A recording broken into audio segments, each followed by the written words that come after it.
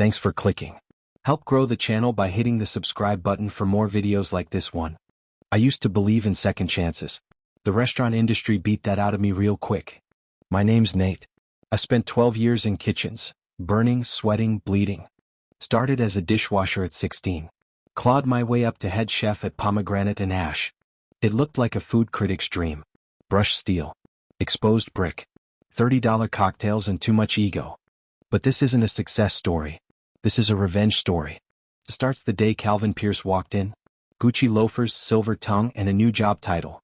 General Manager. There are two kinds of GMs. Those who respect the kitchen. And those who think they run the show. Calvin was the second kind. He smiled at customers like he was auditioning for a toothpaste commercial. He charmed the owners with talk of profit margins and elevated brand experiences. But with us, the kitchen, he was a tyrant in loafers. He started small, nitpicking the garnishes, questioning the way we plated, suggesting we cut portion sizes for presentation, but we all knew it was about the bottom line. Then came the schedule changes. He cut line cooks' hours and made up for it by stretching the rest of us thin. I was working doubles, covering prep, line, and expo, while he played mixologist in the dining room, flirting with influencers. I tried to stay professional. I brought it up in meetings. I explained we couldn't maintain quality without the support. But Calvin had a way of twisting things. He'd smile and say, "Well, Nate, if you can't handle the heat." He actually said that. To me. Then he started messing with orders. Overriding the menu without telling me. Swapping out ingredients with cheaper alternatives. I'd get tickets for dishes I didn't even recognize. I caught him taking kickbacks from a fish supplier after he forced us to drop our sustainable vendor. He told me, "That's just business, chef. You wouldn't understand." I started documenting everything. But the final straw? He fired Rosa. Rosa had been with me since my sous chef days. She ran the grill like it was a piano, every sear, every flip, timed like a melody. She stood up to him when he cut her hours again. And the next week? He claimed she violated protocol and let her go. That was it. He wanted a war? He was gonna get a 5-course, slow-cooked, plated revenge. I didn't go full scorched earth right away. Revenge, like a good sauce, needs time to reduce. First I played the part. Yes, chef. Of course, Calvin. Whatever you say. I watched, listened, and took notes. Every shady side deal, every suspicious delivery, every time he siphoned product for his private events. Turns out, Calvin had been running a little side hustle.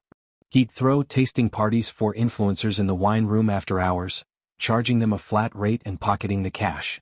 He used our ingredients, our wine, our staff, without telling ownership. And worst of all, he used my menu. I mentioned to one of the owners, casually over coffee, that I was confused why we were suddenly out of Wagyu 2 nights a week. Dropped a line about an unfamiliar seafood invoice. Suggested they swing by one of Calvin's little soirees sometime. They smiled politely.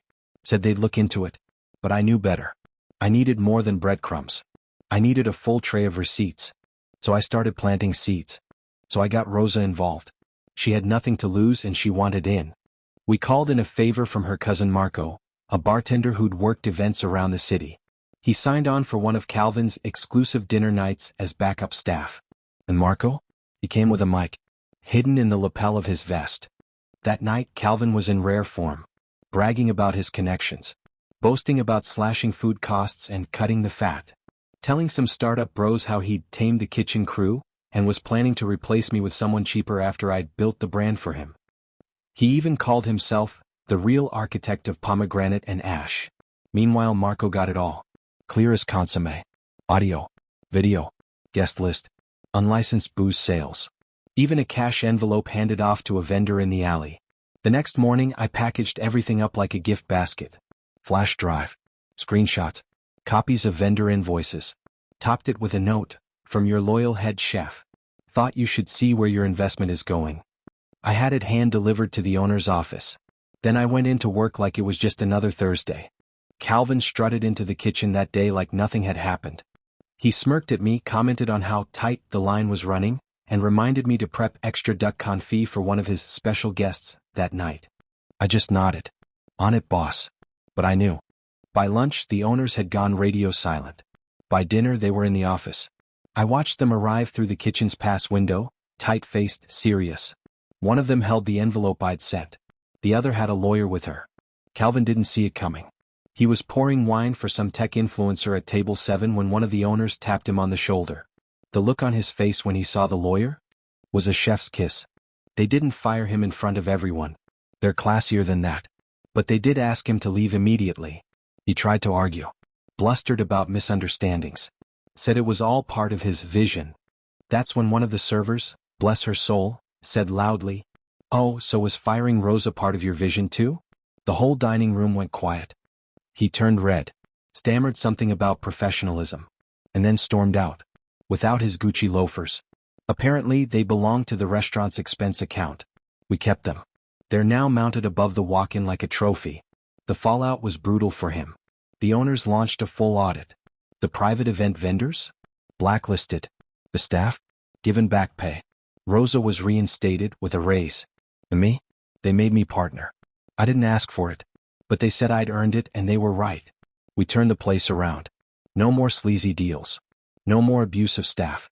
Just damn good food and people who gave a damn. Sometimes customers ask what the shoes above the walk-in mean.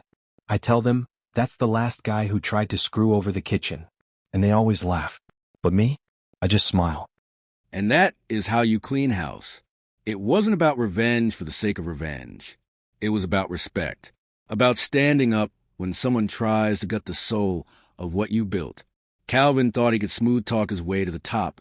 Cut corners, steal credit, walk over the people who bled to make that kitchen run. He didn't count on the one thing you should never underestimate, a chef with a memory. Now the line runs clean.